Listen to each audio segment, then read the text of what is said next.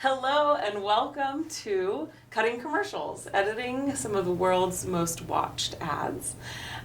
We are very excited to have Biff Butler and Alyssa Oh from Rock, Paper, Scissors joining us today. Hello. Welcome, you guys. Thank you. And Adobe's own Marjorie Sacks, who has a history in commercial post-production but is now on the Premiere Pro team. I want to remind everybody on the live stream that we will be taking questions from the live stream. So if you have any questions, be sure to put them in the comments section and we will be sure to get to them. So welcome, guys. Thank you. Thank you so much for being here. Thank you.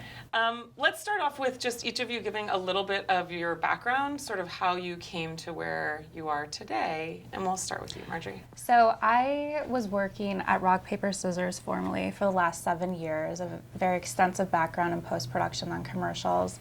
And I joined Adobe as a quality engineer. And now I'm working with the team here on the Hollywood film team, just ensuring like customer success, making sure everyone has the best experiences with workflows.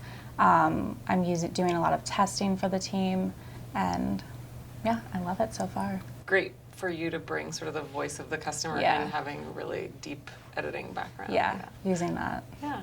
And Elisa, how about you? I started at Rock Paper New York about 7 years ago also. And then 2 years into that, I moved to LA to assist Biff.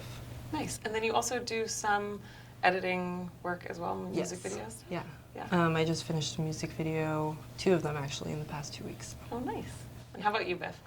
I came to the world of commercial post-production by way of having quite an interest in advertising itself, but kind of a faint interest in the notion of filmmaking. And I had been a musician for a while.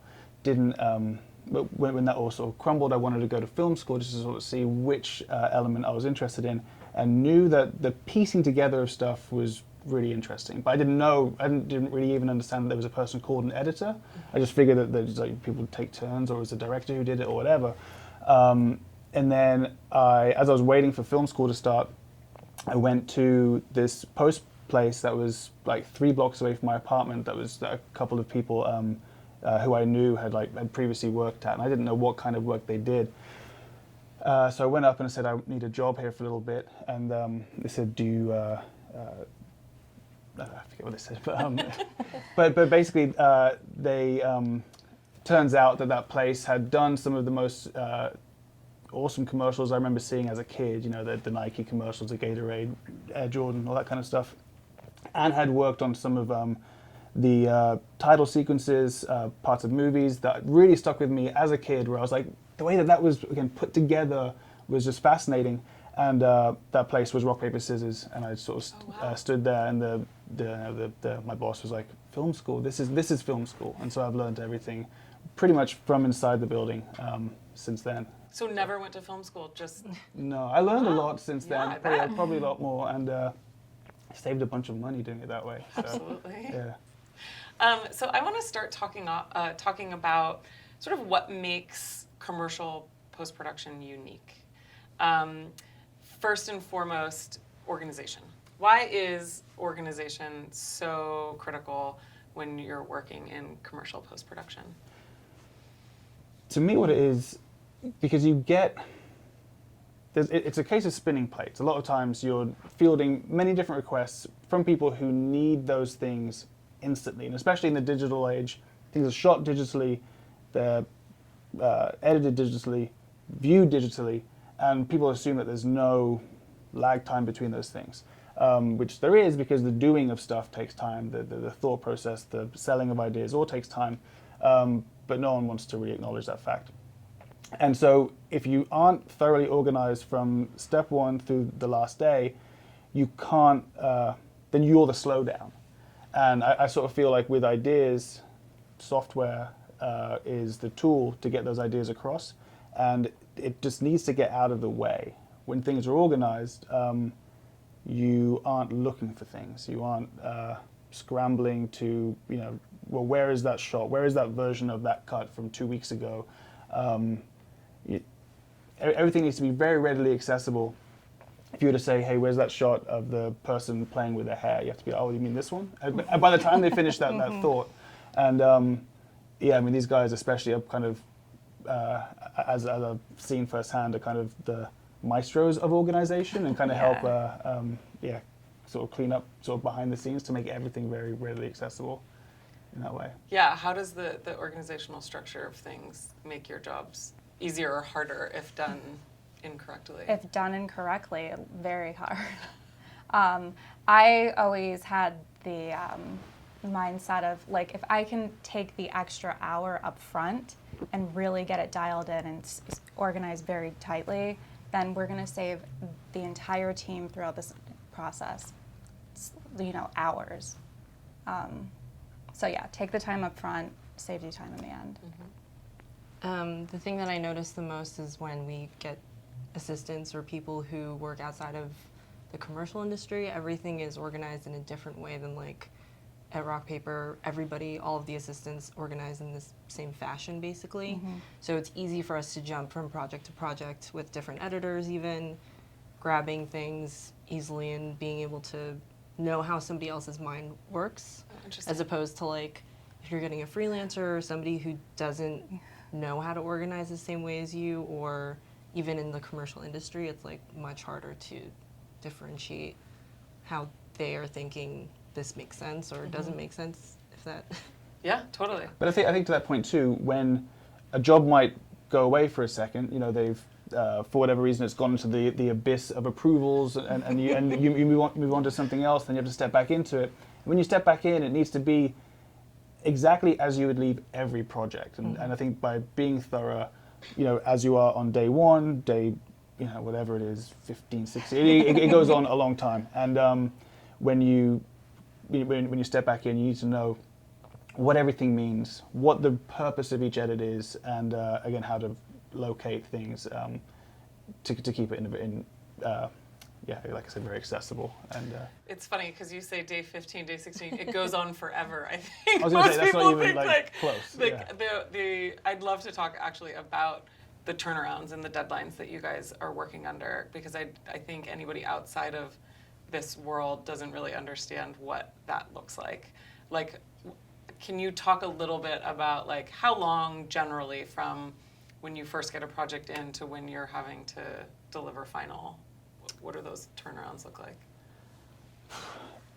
Honestly, the best thing, I wouldn't say the best because it keeps the lights on to have long jobs that just don't go away, but but when a job is such a crunch time where the creative process is kind of a pressure cooker, and you don't give the client enough time to second guess stuff, those are often the better results, because you just get it's like everyone just throw your instincts on the table, let's go with that and ship it out the door. Sort of like you barrel it past the client. I think in terms of that workflow, what happens is they'll shoot something, and they need the first cut by that weekend, and you view the dailies maybe the Monday, Tuesday, and then you have a rough cut, maybe sit with the director on the Wednesday, Thursday, hang out with the agency, the creators on the Friday, and this already feels like a lot longer of a process than often it is. You present something, and knowing that that you've been told what has to be on the air in another week from then, depending on what the post, the effects and whatever else have to be done afterwards. But then you often get thrown the curveball where it's like, oh, well, now they're going to sit on it for a week or so, or 2 weeks. We're doing a project now, which kind of just it was like 22 days of solid cutting because of this rush, and then it just stopped for 2 weeks, and now we're back at it. And it's like, well, why did you do that in the first place?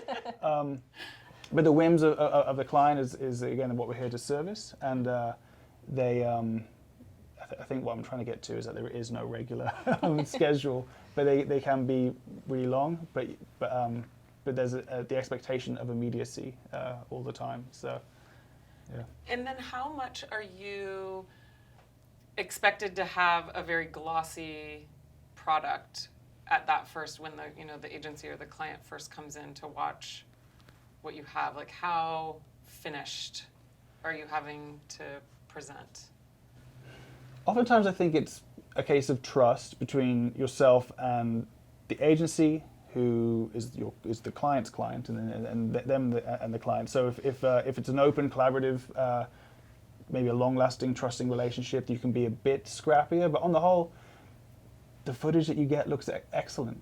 And there's no need, unless you're dealing with a bunch of green screens in this, there's no, it's going to look great no matter what. So yeah, the expectation, I guess, is pretty high, thanks to the fact that it's not like you're cutting in standard definition video and then you're going to it's going to look magnificent after finishing. Like, it looks magnificent from day one. So yeah, you're not leaving a black hole. Oh, I'm still searching for the right shot for Yeah. that. Right, okay, right. forgive me, but yeah, Right. you're not using that. yeah. So you two just recently worked on a fairly high-profile spot for a big sporting event that recently happened. Yeah. I'd like to go ahead and watch it and Sure. then talk a little bit about sort of the process, how it came together. Okay.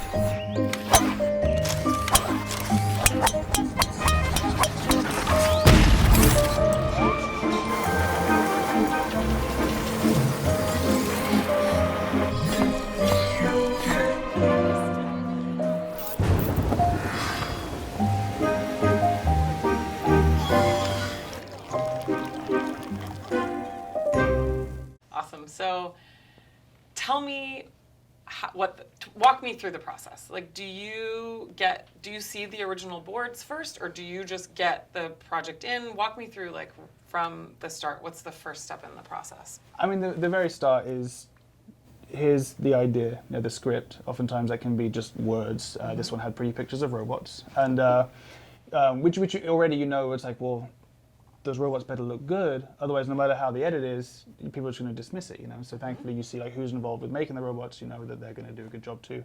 And then you also see that it's going to be attached to a big sporting event. So it's always fun to be part of that mix of things. And then and there was a tremendous director attached to it who, even if no one was going to see it, I'd be happy to work with. Who was the director of the spot? Dante Ariola, Okay. just excellent. So when the footage came in, there's no robots. This was actually, you asked the question about how polished everything needs to look. This was the far extreme of it looked, I wouldn't say terrible, but it looked very empty, And so the client just is concerned about what do our robots look like. So you're sending these edits where there's an empty bike, or there's an empty golf course, or whatever it is. And to time out those shots, you don't really know how long you need to see that shot for, or how many swings the golfer that doesn't exist yet is going to do.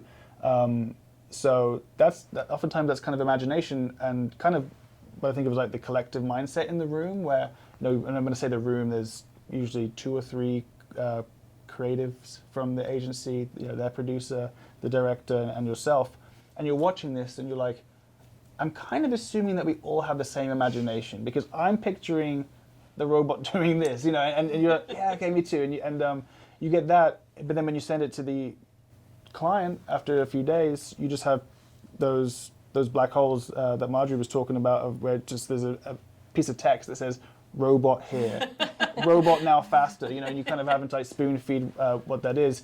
But then thankfully, you're getting rough illustrations that aren't in the edit, but rough illustrations from the effects company who then present those as well. And then that is a case where it has to be finished by a certain point, because otherwise the effects won't get done on time and they won't miss their big sporting event. So yeah. And so are you two working in tandem? Like, how or does the footage come in and you spend a certain amount of time with it? So, yeah, after each day of shooting, they'll send us the dailies. I'll get each day, usually at the end of every day, and then break it down in an orderly fashion so that he can find everything. And then he watches everything down and we go from there, pretty much, yeah. And it sounds like you two, probably having worked together for so long, have developed quite a shorthand, I'm assuming. Yeah, I forget what the name of that test is. I'm sure there's a sort of, when you have like, it's probably an improvisational exercise where you lean back and just assume the person's going to catch you on the side. Like that's fall. Yeah, that's what that relationship ends up being. And you because a lot of the times, just creatively, I don't need to finish my sentences so much anymore. And with, I think our tastes are very much in line, where something like this, and most of our projects, like I might build a certain sequence, pass it and be like, please can you just add some sound here? And I kind of, I know what sounds are going to end up there, and they usually end up being really good. And or there might be a sequence where part of my imagination is like, well, this part of the edit is going to take longer to cut than just me building the general assembly, but I need to see that general assembly before digging in. So I'd be like, look, can you just take that scene and just build some stuff? And then she'll build some stuff, and then I kind of got like things to pull from. Sometimes it's the other way around. I'll build like a vague sketch of things and be like, can you just see what that's like as a 30? So we kind of, it is pretty collaborative in that way, and especially when it kind of gets down to when a job may have outstayed its welcome a bit, where you've been on it for a long time. Part of the game, I think, is always keeping things very fresh in your mind and it seeming new. Especially with, again, the people in the room, they've dealt with they came up with the idea months ago. They sold it through to their client. They've had to then go to the shoot, which might have taken a couple of weeks, and everything's grueling. But for you, it's exciting because it's a brand new piece of footage. The idea is even pretty new because you just read the script like a week before, whatever it is.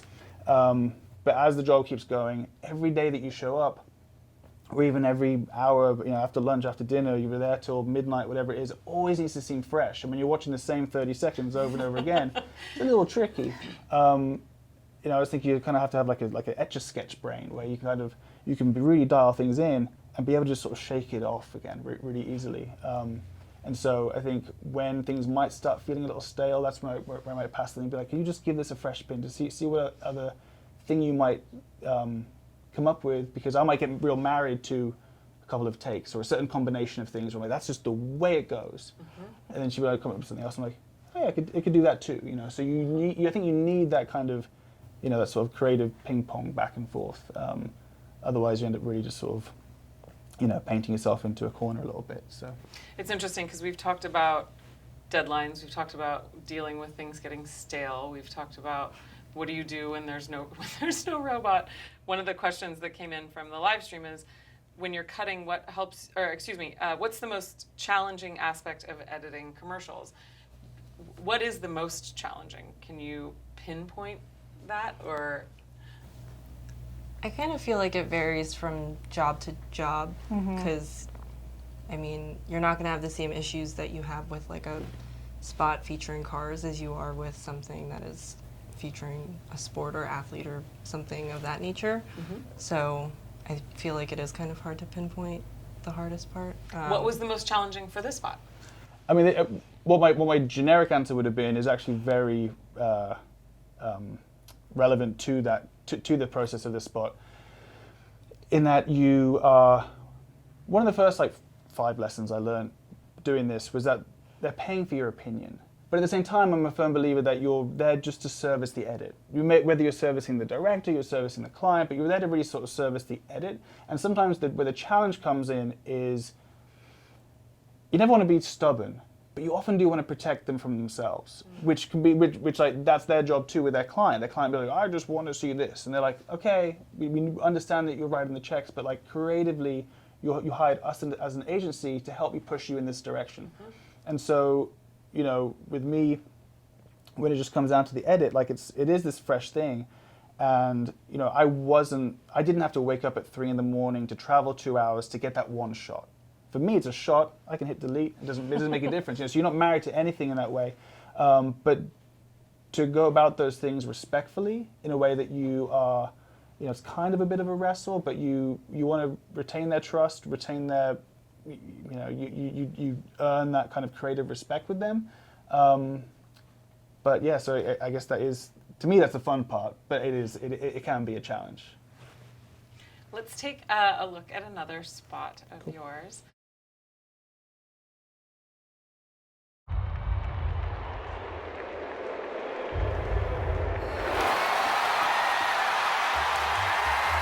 If you think a superstar is standing on stage, filling up stadiums, and selling out concert halls,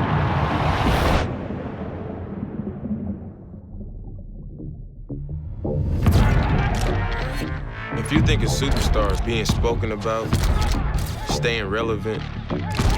If you think a superstar is people only having to use your first name to know who you are. If you think a superstar is keeping fans happy.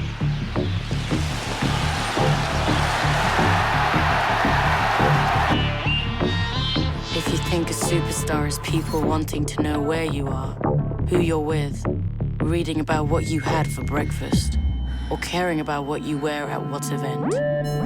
If you think a superstar is having a stylist. Security. Being unpredictable. Being the face, the name, the signature. If you think a superstar is people on the street. People in other countries. People you'll never meet. Telling you that you're special. He's golden! If you think that's what makes a superstar, then I'm not a superstar. So for me, there's two things that are really striking about that spot. One is obviously the black and white, and also the sound design is really interesting.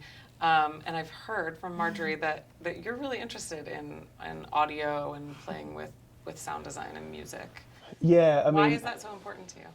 Well, I mean, from a creative aspect, I think by having been a musician initially, that it was always a case of like you have music and then you put lyrics to it, and you which in a way is like putting mental sort of visuals to it. Whereas this is the flip side. You have dailies first, and you get to sit in a room or sit on your laptop for a couple of days watching footage with this idea on paper, listening to all sorts of music, and sometimes something clicks, you know. With this one, I had the amazing opportunity to work with Cliff Martinez, you know, who's an incredible composer, and it's important to me because it's just the unsung hero. You know, like there's always so much you think of filmmaking, and it's obviously, you know, the cinematographers and editors, and it's a visual medium, and everyone says visual storytelling, but many times it's the audio, the music. The last thing that gets thought of is might be what sticks with you the most. Yeah, and I think with this spot, this is not the question you asked, but with this spot in particular, I think why I chose to play this one is it was really my first time where I became kind of an official Premiere Pro user, okay. Where I'd been doing, you know, a lot of commercials for quite a while at that point, and just like the idea of but this spot that felt quite different to me. I wanted to approach it from a very different angle, and by using a whole new software, one that I've been told many times how good it was. I was like, this seems like, you know, to me it felt like the right project to come up with something, and I was just making decisions that I wouldn't have used before, you know, by using that. It's almost like if you could do something instead of, you know, using your left hand, using your right hand, whatever it is. Yeah, and it really kind of, I felt like just it invigorated a whole new, a sense of renewal in me, just sort of creatively, by using a new tool. Yeah. Marjorie, you were telling me that you were while you were still at Rock, Paper, Scissors, mm-hmm. you were part of the process of sort of switching the house over to Premiere Pro. So myself and the editor, Adam Protowski, who I was working with, we were kind of the guinea pigs and the pioneers. And Adobe was very instrumental in helping us succeed with that. And, you know, slowly but surely, everyone, you know, was a little bit curious of what are you guys doing? You can have any feature you want a feature built into this, and they're going to help you, you know, do that. So that was the exciting part, and then slowly people, you know, started to trickle coming in. around. Yeah, but I would say Biff was probably the last man standing, was the most stubborn. Yeah. And then do other Adobe tools come into your workflow outside of Premiere? Oh, for sure. Can you talk a little bit about them? Yeah, I mean, that job specifically, we did use a lot of After Effects because it was very VFX heavy. So in order to like create the image that people are expecting to see, the crowd, the big waves and everything, mm-hmm. like you need After Effects. So there wasn't crowds or big waves? Well, no, but you just like insert the plates and you have to make the comps and everything. But definitely like Photoshop, I would say like almost every Adobe tool we use, even Audition, I use that a lot to create sounds or sound effects or alter vocals, and we use it to record VO all the time. So, yeah. Awesome. Any other standout parts of this project in particular? No, well, I mean, it was, a lot of times when you watch old work, I see it's hard to just see it as a full piece because I just see it as a list of decisions. It's all just decisions. Like, well, that was an argument that I lost, or that was an argument that I won. But it's funny that you point out the black and white because the first cut, it was not shot in black and white. Interesting. I was going to ask that, and then I was like, oh no. Which I always think is so weird because it's so beautiful in black and white that it seemed it would be intentional. So the first cut I presented, I didn't put it. No one had told me, and. But so it was the first time working with this whole team, director and creative, and so when I first showed it, they were like, look at me like just so with such disgust, like it's in color, and I was like, oh. Yeah, so it was a terrible, yes. it was a terrible foot to start off on, but thankfully the rest of the thing went a lot better than that. So yeah. Nice. Okay, this next one, let's run the next one. I'm interested to sleuth this one out.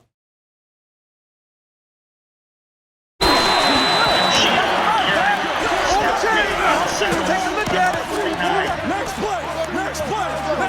Colorado, get to the ball. Let's go. It's shut down time, baby. Shut it down, baby. Let's go. Inches, baby. Inches. We already know. Bring it up. Here you go. What's good? We're going to go trade down 56 smash. Hey, let's go. Trade down 56 smash on me. Ready?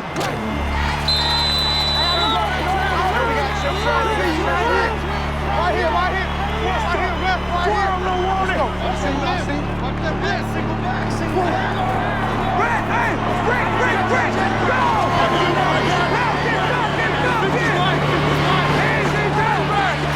Easy, Denver! I'm coming.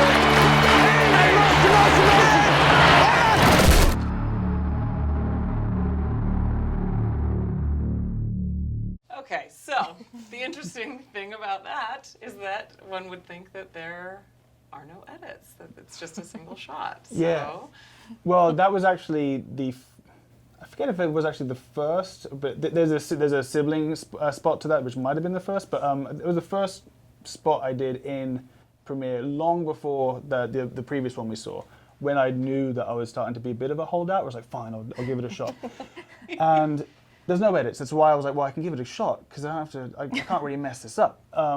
There were 2 days. Each day had, I think, about 60 takes. So there was a lot of decision making to make because you had to choose which take was the best one.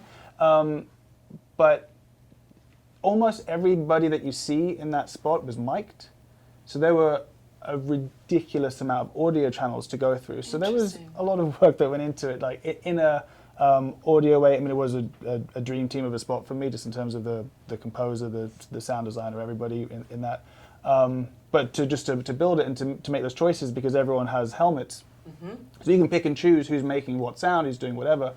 And I remember when I first started this in a Premiere project. Actually, I was in a different software, saw that it was no way going to handle this job whatsoever. I was like, let's give this Premiere thing a try. And it just didn't even blink. And I was like, it was so freeing to just like make changes. I want to say there's maybe, my memory says it's 50 channels of audio. There might be an exaggeration, but it was a lot of audio that it just handled it fine. And it was, to go through that much, I was like, okay, I was still shy, but it was I couldn't have done it without it really. So. How was the transition process to Premiere Pro for you, working with him, begrudgingly having to search software? I also was not favoring Premiere at first, but I don't know. I feel like it was an easy transition for the most part. Like, media management is an issue, I think, for Premiere just because it brings in duplicate media sometimes, but it is getting better at like handling that aspect of it. I don't know. I guess organization for me was the biggest problem. I had to like remanage my brain on like how this like program a different worked. Paradigm. Yeah, it's teaching an old dog new tricks. But it was also, I think, the just for at least for my end, the user interface of it was really easy to customize. So there really wasn't a learning process. And like I was saying earlier, like the software should just get out of the way. I love that I can make it look darker. I love that the screen real estate was just so efficient. Even like the little bar on the top, like the fact I can make it a full screen app, it just excites me. If I ever walk past someone's computer and they aren't using it that way, I'm like, you can save some pixels there. And especially with that black and white spot that we saw, there were a couple of other editors working on that project at the same time, and it was the first time I'd really experienced the joys of using shared storage. I don't know if I'm using the correct terminology, but where I'm like, just we didn't have to have like a bunch of different drives. There was just one copy of everything, and I was like, I could dip into her project and grab something, or you could dip into my project, and that collaboration across rooms, across editors. Again, it felt like everything just got out of the way, and you could just make stuff instead of having to worry about like, well, do you have that file? It was a lot. It was really exciting to see that that's how things could work.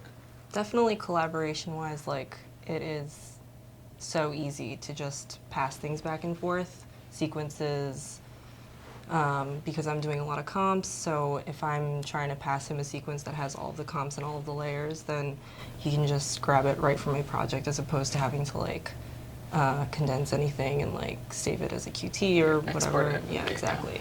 And then definitely like this last project that we've been working on, it's a lot of passing back and forth media and everything. Yeah. So Juan from the live stream asks, because you bring up the audio challenges from that last spot, what's the best way to reduce noise in audio? To me, the answer I want to give is this idea that because learning stuff for me can just, again, it just all gets in the way, but I've found it very easy to discover things in Premiere. So if I had a particularly noisy piece of audio, I would just use a little search thing in the effects part and just type in noise, and I'm going to assume, because there's all of life's solutions are in there, that there's a noise reducer. I'd probably just ask Alyssa how I do it, but so yeah, I'm going to have to plead ignorance for that one. Yeah, I would say when I made the switch over to the engineering side, I quickly realized that I was only using, editing in commercials with a certain workflow, a very small percentage of what the program actually can do. Interesting. Yeah. So then, because obviously, when you're working at an enterprise company and everyone's on different versions, you can't really have that because you need to have compatibility. So jumping over to this side, I was like, whoa, this is definitely completely different. And they revamped it and put the essential sound panel in there, and you just click a button and boom, it's just automation. Denoise. Yeah, denoise. So I think making the transition too, it's like I feel what's most important is like building a lot of automation into this this program, because taking away from all these like really tedious tasks as an assistant or as an editor that you're spending all this time doing, and you're working such late hours, you want to have like a better quality of life, so why not just build it in the program and have it do the thinking for you? It's not going to take away somebody's job editing, but it just makes it a lot easier. It's interesting because you mentioned when you were at Rock, Paper, Scissors, the engineers coming in and working with you guys, and one of the things that so often our team is trying to do is watching those things, those like, wow, you do that many times a day. Like, is that something that we could engineer around so that it could be a one-click, or it could be some other thing that you don't have to be like continuously manipulating keyframes to have things It's funny too, like how like because of maybe where something's kept or how you have to go around doing certain things, you just end up building habits that maybe the first few times around you're like, oh, that's different, and then by the third time you're like, oh, I kind of like doing that. So it's the automation and making things easier is always nice, but sometimes like having that little routine, or I forget if it's left side, right side of the brain, but sometimes like having to do those slightly tedious things helps you just like do something, and then your subconscious can be like, and then you come up with an idea. So you're not always thinking of creative solves. It's sometimes just really useful to be like something that I'll even say to Lisa, but I have this annoying thing I just have to do, whether it's like a comp, but something I'm going to do it quite poorly, but I just want to focus on something that like is a little Gets my tedious. brain away from Totally, yeah. But yeah, at the same time, like Adobe's taking away having to do render. Now there's no time to make tea. All these things are really like they're making life easier, but it changes habits. So Michelle asks, why the holdout to transition to Premiere? Was it the fear of something new, or was it something else? I think it's like I said, it's the wanting things to get out of the way, and I'd always be like, well, what's the job that maybe you just don't like enough that's going to suffer? If there's one, like, because guys, hang on, guys, I have to figure out how to do this thing. And there were certain things which initially I was like, well, does it do this? And the answer was like, well, no, not yet. I'm like, well, I can't do it if I can't do that. This one little thing, which is like, just for me, I need the key to do this thing. And then once it was doing that, I was like, okay, my list of excuses I've now run out, and I need to make tea, so I exactly. I need that long render time. I enjoy crashing. No, I think by wanting the software to be invisible, that you can just be real quick at everything. That was the fear, and then when I realized that not only was it vastly superior than what I was using before, just in terms of the technical aspect. But that I could just transition, whether it's keyboards or whatever, or window layout to be just however I want it. It was a no-brainer to switch over. So. And how much time savings are you seeing in terms of your ability to jump to After Effects or jump to Photoshop, or the integration between those products? Audition, you mentioned. A lot. A lot of the times, I mean, even in Premiere, it's just getting to the point where I don't necessarily have to open After Effects in order to do a comp, because Premiere is just adapting to being able to mask, being able to track things really well. Like, I feel like I felt like I always had to use After Effects in order to do a comp, and now I just find that I'm building them in Premiere. And even like, I know Premiere even lets you like record VO and everything right in the program, so sometimes I don't even have to leave it. Yeah. But yeah, I don't know. The only thing that I feel like I would need to really open up is Photoshop, probably the most. Yeah. Okay, let's take a look at this last spot.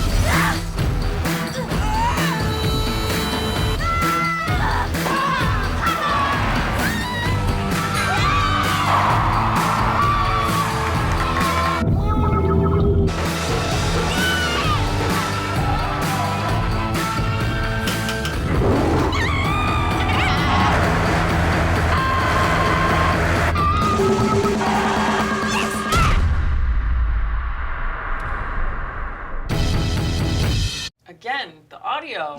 Guys, it's like so cool. Okay, so why was this, I mean, one thing that Marjorie said when we were watching these before the start of the stream was that this was probably the most complicated timeline of the ones that we've watched. Would you say that? Yeah. I mean, very for quick sure. edits, I mean, lots of... Yeah, a lot of moments of just sort of like plucking frames out of shots, so you could sort of have like a bit of an unexpected flow to just to each shot. There was a lot of stock moments in there, of different athletes, which again Premiere doesn't even blink at when you throw that kind of stuff. The animation that's in there, you didn't have to convert anything. It was all very suited to the Premiere timeline. And again, to me, it was like this was a crazy rush schedule. They were for whatever reason a little behind the client expectations when I first stepped into the job. So there wasn't the usual grace period of like, I get to watch some stuff and then put an edit together. It was kind of like, here's your footage, now show me a cut. I was like, okay. And I think by that point of having the the feel of the project enough where like I'm sorry, of the software enough to where I could just kind of let the footage do what it wants to do, which kind of sounds, I love it when you can just let the footage take control, where there's not like a script with boards, and because I didn't go to film school, I don't know what shot's supposed to follow with this shot. I don't know that mathematics. So oftentimes with the client like Nike, you have insanely talented directors and really cool ideas, but yet the freedom to do with both those things kind of what you want, and interpret them like you want. And so, but oftentimes they also want to see a dozen or two interpretations of that. So you have to kind of just really be able to freestyle with the footage, with the software, and not let anything get in the way, because the demands are pretty high. The results end up being awesome because of it, but it's you really sort of put to the paces as far as that goes. So how many versions of this did you do? But it's funny you mentioned the audio, because even down to the last minute, I think there was like at least half a dozen or so different music, and then the cut was still changing, so you had to tweak all that to each thing, and it goes around and around a lot. I forget the versions on this one. A lot, quite a few. But again, it was a pretty condensed timeline, so it didn't run too high. People are like, want to know, what does the lot mean? I mean, I think sometimes you get to, the 60s or so. Sometimes this was in like the 60s. Yeah. 60 versions? Yeah. Oh my God.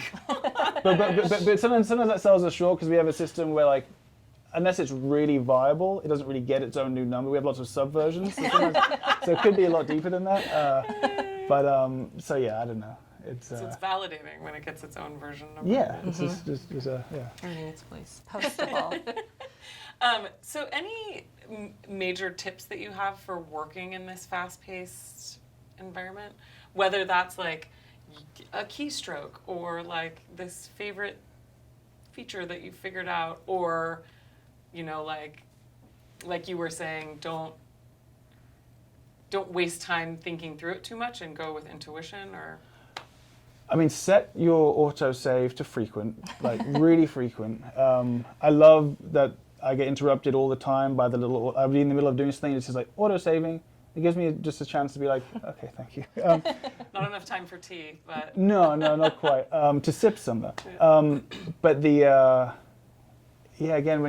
and it's probably the same thing if you're working not in a fast pace, but to really kind of know your own brain and how much, I think so much gets put onto like stamina, like I can work all night, I can do this, I can do that. But at some point it's going to be detrimental. And I think you need to be able to know like what it's going to take for you to be able to have decent ideas and execute those decent ideas with a smile on your face in a pleasant way the next day. I'm still working on the smile part, but I think but the rest of it is like and it doesn't even so much have to do with the software. As long as the software, again, is invisible to you, you're just doing stuff that's like, it's on your head, and next thing you know, or it's in your head and then it's on the screen, then the software is doing its job. Other than that, I think being able to, know when to step away so that you can, attack it better the next day. Oh, yeah. I would say organization for sure is number one. Any tips for organization? Like anything that you've found in your years where you're like, oh, if I'd only known this when I first started? I think definitely number one is like keep everything behind the scenes as far as like a Finder level. That is most detrimental to like having everything organized there, because if you can't find it in the Finder window and you bring it into the project, you're not going to be able to, I don't know, backtrack your way if you need to, for instance. I think that is my number one tip, is organization for sure. And just being able to know like exactly where you're putting things, so that, I mean, from an assistant standpoint also, like if he's asking me for a specific shot from, I don't know, 15 plus sequences, I need to know exactly where that's coming from and like in a timely manner. Yeah.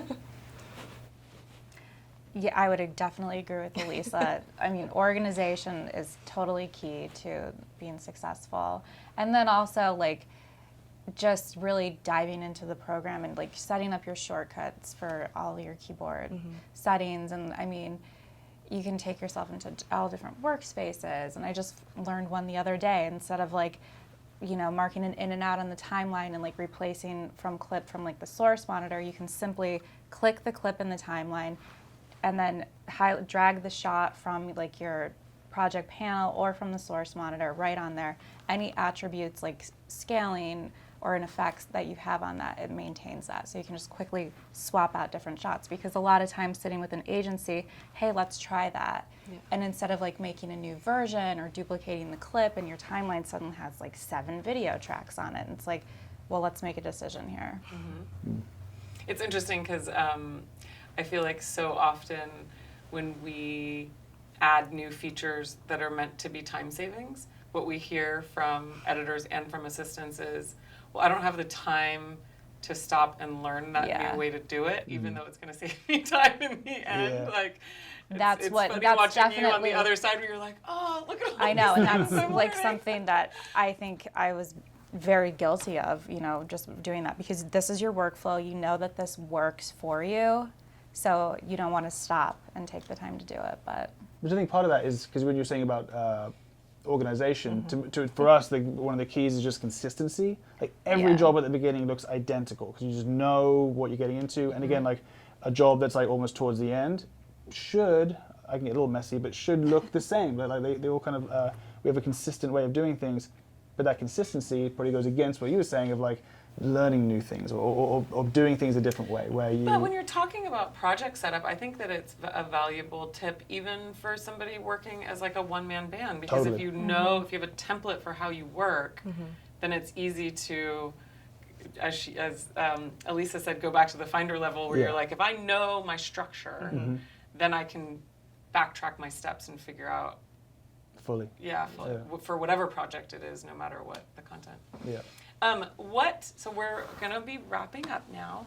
I always like to end with the question about advice for young people who may be interested in getting into commercial post-production, into post-production for music videos, for where you are today. I mean, the first thing don't go to film school, just walk into an office and ask for a job. Yeah, I mean, the first thing that springs to mind is don't be too good at a job you don't want. But I'd say really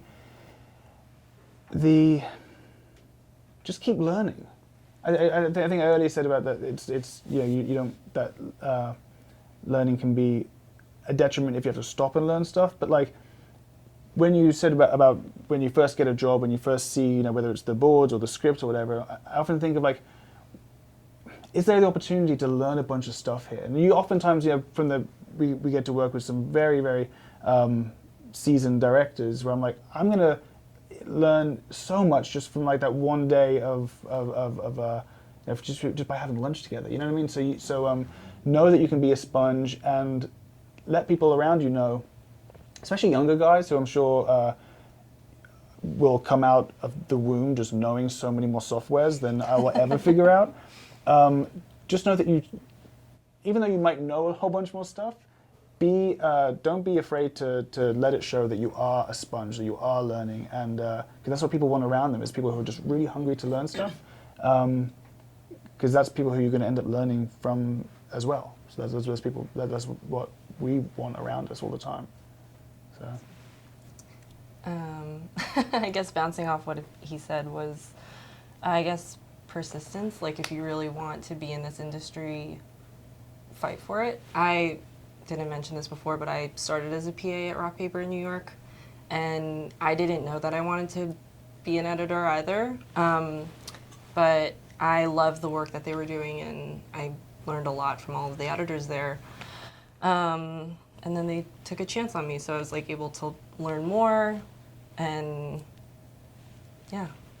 I don't know. I just feel like it's important to speak your mind. If you want to be an editor, go in with that thought process. And there are a lot of PAs at RPS LA who they want to be editors too, and they're helping us now as assistants. I don't know, I just feel like persistence. Yeah. I would say, yeah, be careful what you get good at. Know what you don't know. And I have one more thing. I forget what that was.